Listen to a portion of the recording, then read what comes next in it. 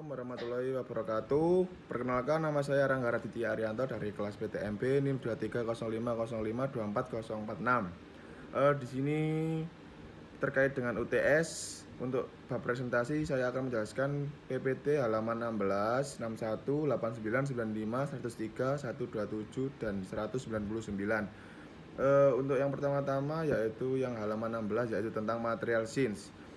Material science telah membentuk perkembangan peradaban sejak awal mula umat manusia. Material yang lebih baik untuk peralatan dan senjata telah memungkinkan umat manusia untuk menyebar dan menaklukkan dan memajukan dalam pengolahan material seperti produksi baja dan aluminium, terus berdampak pada masyarakat saat ini.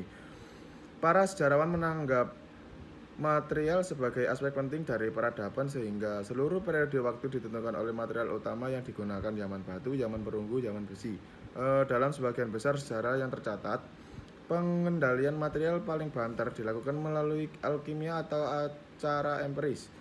Kajian dan pengembangan kimia dan fisika membantu kajian materi dan akhirnya kajian interdisipliner ilmu material muncul dari perpaduan kajian-kajian tersebut. Setelah ilmu material adalah studi tentang bagaimana berbagai material digunakan dan dikembangkan sepanjang sejarah bumi dan bagaimana material tersebut mempengaruhi budaya masyarakat di bumi. Untuk yang kedua yaitu halaman 61 tentang metallic bonding.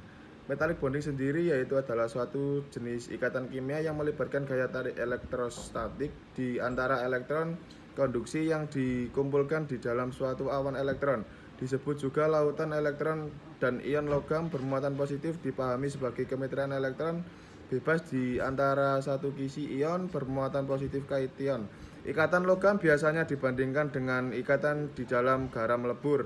Namun pandangan ini hanya tepat untuk beberapa jenis logam saja. Dalam pandangan yang lebih ke arah mekanika kuantum, elektron konduksi membagi kepadatan mereka di antara semua atom yang berfungsi sebagai intensitas netral. Ikatan logam memainkan peran dalam berbagai sifat fisik yang dimiliki oleh suatu logam, seperti kekuatan, duslisitas, konduktivitas termal, dan listrik, serta kilauan. Yang ketiga yaitu halaman 89, yaitu single kristal. Adalah bahan yang kisi kristal seluruh simpel kontinu dan tidak terputus hingga tapi sampel tanpa batas butir.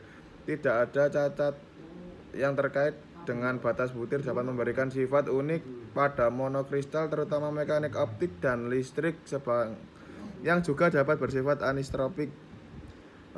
Yang kedua, polistalin adalah padatan yang terdiri dari banyak kristal silikon dengan ukuran bervariasi mulai dari nanometer hingga milimeter sehingga disebut sebagai Parnell-Soya mulikristal.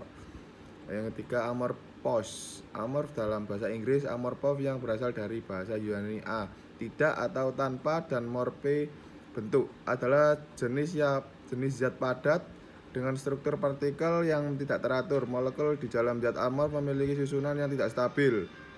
Yang halaman 99 yaitu tentang kubus ini. Oke, untuk yang halaman 103 yaitu tentang kristal graphic direction dengan PPT yang seperti ini. Yang terakhir yaitu halaman 189, yaitu cacat titik pada keramik. Cacat titik dapat terjadi pada tingkatan ionik, anion atau cation, vakansi, dan intersisi dapat terjadi secara bersamaan. Cacat pada keramik menyebabkan tidak merusak sifat elektroneutral keramik. Selalu terjadi secara berpasangan. Contoh vacuum intersial, cation vacancy, anion vacancy. Sekian presentasi dari saya. Jika ada kurang dan lebihnya mohon dimaafkan. Wassalamualaikum warahmatullahi wabarakatuh.